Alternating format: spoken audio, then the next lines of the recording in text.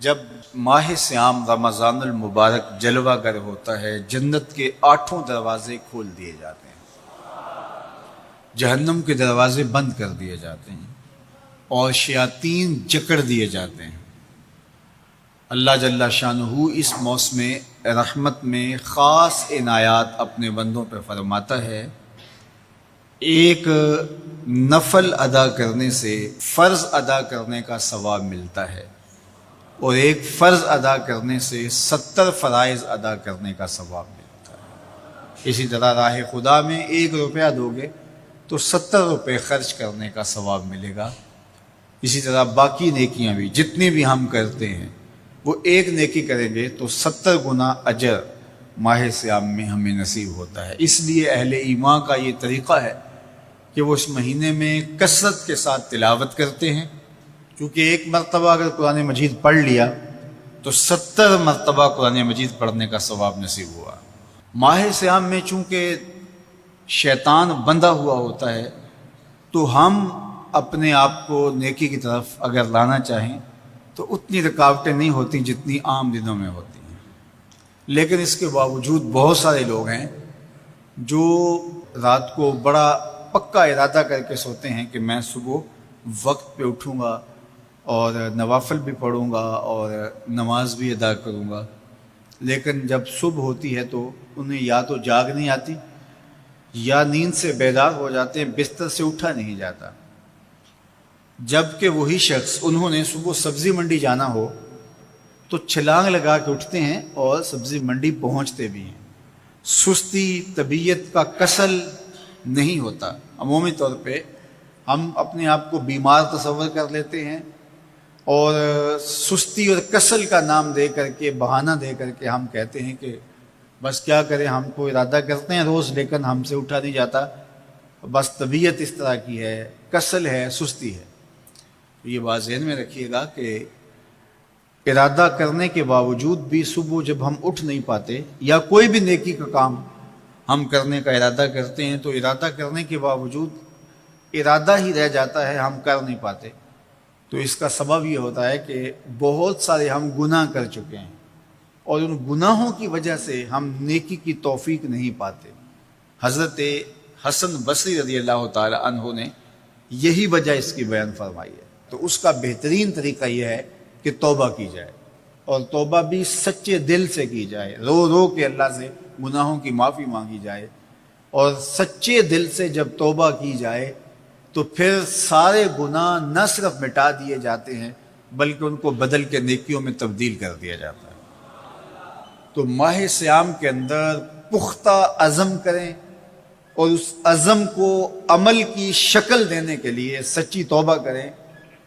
کہ ہمارا یہ رمضان اس طرح سے گزرے، یہ مہینہ اس طرح سے بسر ہو کہ ہم اس مہینے میں اللہ تعالیٰ کی قربت حاصل کر لیں، ہم گناہوں سے پاک ہو جائیں اور ہم جو ثمرات ہیں، جو فوائد ہیں اس مہینے کے، وہ ہم سمیٹ سکیں۔ تو یہ وہ مہینہ ہے جس کے انتظار میں میرے اور آپ کے آقا و مولا اپنی آنکھیں لگائے ہوتے تھے اور دن گن گن کے وقت گزارتے تھے کہ ماہ سیام آ رہا ہے۔ تو اس مہینے کا عزت کے ساتھ، تکریم کے ساتھ، اعزاز کے ساتھ استقبال کرو اور اس کو پلکوں پہ بٹھاؤ، اس کو دل پہ بٹھاؤ۔ اس مہینے کی تکریم یہ ہے کہ اس میں ہر برا کام چھوڑ دیا جائے۔ اگر کوئی شخص برا کام نہیں چھوڑتا اور روزے رکھتا ہے تو میرے اور آپ کے آقا و مولا کا ایک فرمان سن لیجئے، من لم یدع قول الزور والعمل بہ فلیس للہ حاجۃ فی ان یدع طعامہ و شرابہ۔ فرمایا کہ جو جھوٹ اور برے کام نہیں چھوڑتا اس کے بھوکا اور پیاسا رہنے کی اللہ کو کوئی ضرورت نہیں ہے۔ تو روزہ خوراک بچاؤ مہم نہیں ہے جو چلائی جاتی ہے،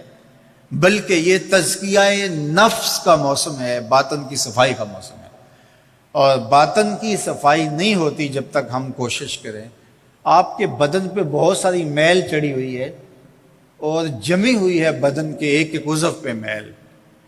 تو آپ پانی میں چھلانگ لگا کے باہر بھی آ جاتے ہیں تو میل نہیں اترتی، چلو کچھ نہ کچھ فرق تو ضرور پڑ جاتا ہے، لیکن میل نہیں اترے گی۔ میل کب اترے گی؟ جب آپ اپنے بدن کو مل مل کے اس کے اوپر صابن لگا کر کے اچھی طرح سے اس کو جب اتاریں گے محنت کوشش سے، تو پھر آپ کا بدن مہک جائے گا، ہلکا پھلکا ہو جائے گا، میل اتر جائے گی۔ یہ موسم رحمت ہے، اللہ کی رحمتوں کا می برسے گا، اس سے کچھ نہ کچھ فائدہ تو ہوگا ہی، لیکن حقیقی فائدہ وہی حاصل کرے گا جو اپنے گناہوں کو مل مل کے دھوئے گا اور اپنے آپ کو صاف کرنے کی کوشش کرے گا۔ تو اپنے من کے میل اتارنے ہیں، اپنے باطن کے میل اتارنے ہیں،